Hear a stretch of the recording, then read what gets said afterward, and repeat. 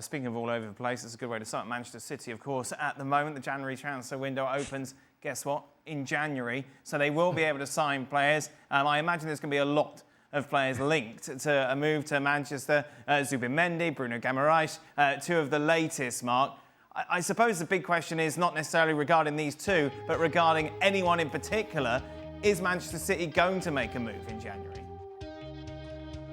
Yeah, City are desperate to make a move in January. They want to. They've got a lot of money to spend. They've made a profit of I think £140 million on player transfers in the last 12 months. So they've got money to burn.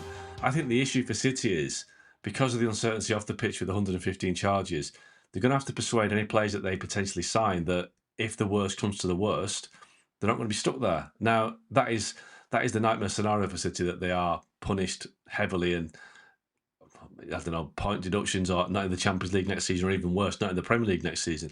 So if you're signing for Man City in January, you need some reassurance that you're going to be okay. And I don't think City can give those assurances, because if they tell one player that you can go if we go down, the whole squad will be knocking on the door. So it's difficult, but ultimately money talks.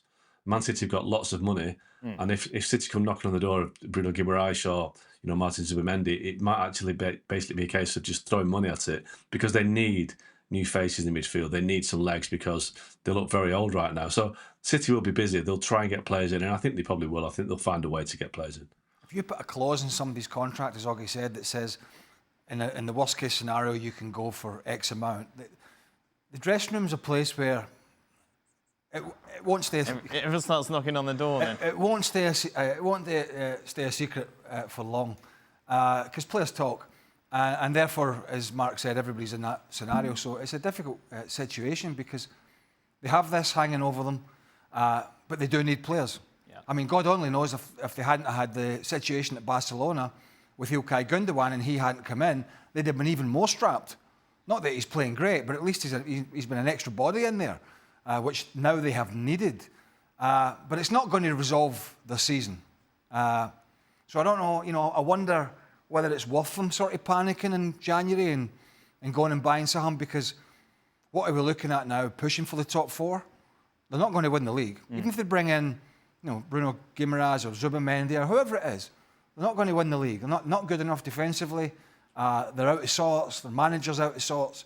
So it depends whether they want to make a sort of short-term panic signing or wait until the summer and try and regroup in the summer.